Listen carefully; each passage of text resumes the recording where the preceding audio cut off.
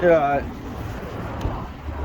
It's had a traffic now, Yeah, I've noticed that. There's usually oncoming traffic. Listen on BBC Sounds. It's the Jeremy Vine Show. When you text me, a copper's right in front of me. Oh, bloody hell. So all I have to, I've only got whatever I've got on here. Whatever I've got on here, I can only reply to what we've got on here. That's why. Oh, you got some automated replies. Yeah. But I have to push that. This is when somebody Ain't in the urinal. How you feeling? Yeah, yeah, it's not too bad. You know, these photos drop into your phone on a thing called AirDrop while you're on the phone or something. And it is a criminal offence. We're about to speak to Anna Downs, who was sent unsolicited naked photos and videos by a man called Ben Gunnery in September last year. They're both musicians and teachers, and they had exchanged contact details after performance. Shortly after Gunnery sent A fraction of a second before you move, got to look at that right shoulder. She reported him to the police, and the key. I never used to do that. No, you've got to. I should fail you for that today. That was about it. In November on this programme, we spoke to BBC journalist Lucy Manning. She'd received sexually explicit phone calls, so the more old-fashioned kind of intrusion. Let's take our next word on the left, please. Next word on your left, please. Within weeks of our journalists in the Midlands making contact with the police, Gunnery was arrested. Between him sending the images and his arrest in January, he was still teaching children. In May, then, he was found guilty of intentionally sending the images to cause alarm, distress, and humiliation. Before third, he did have a previous conviction for a similar thing. Yesterday at sentencing, he was given a 2-year community order, including 150 hours of unpaid work. The judge said he would be sent to prison if he reoffended. So, cyber flashing is the topic here. I wonder if it sounds familiar, whether you've been a victim of it. Text us 88291, WhatsApp us on the long number 08000 288 291, or email vine@bbc.co.uk. So it's Anna Downs who was sent these horrible images, and she joins me. Good afternoon. Hi there. And with her is Nicola Goodwin from the BBC Midlands Investigations team. And Nicola, thank you for coming in as well. Anna, first of all, you met Gunnery once, I think, was it, when this started this whole thing off? Not now. Yes, so we were both She was brought in indicating last not now. minute to do backing strings for a band in Windsor.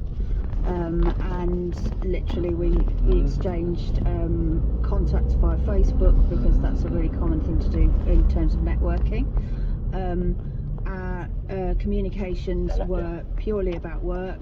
We wondered when we were going to get paid, which is a common conversation amongst The bank musicians. that's got your back. And then the tone changed throughout the following month, whereby I would be getting messages that were deleted. So I'd wake up in the morning and there'd be a string of deleted messages, so I couldn't see the content. That's strange. So he almost as if he'd sent something and thought better of it. Yeah, maybe. and then he'd write, "Sorry, smashed last night." Sorry, smashed Now, last we night. spoke to BBC journalist Lucy Manning, and she'd been a victim of essentially the kind of heavy breathing phone calls that we've talked about a lot in the years gone by. And you texted in. We changed your name when we read your message out, but this is going to play you the message that we sent. I'm currently going through this. I was sent unsolicited sexual images in early September from a work colleague. He's a teacher. No one seems interested in the safeguarding side of things. I've had to find the man's workplace and give it to the police. They expected me to investigate. So, yeah, as they always say, lessons need to be learnt. I just think the message is also just don't give up.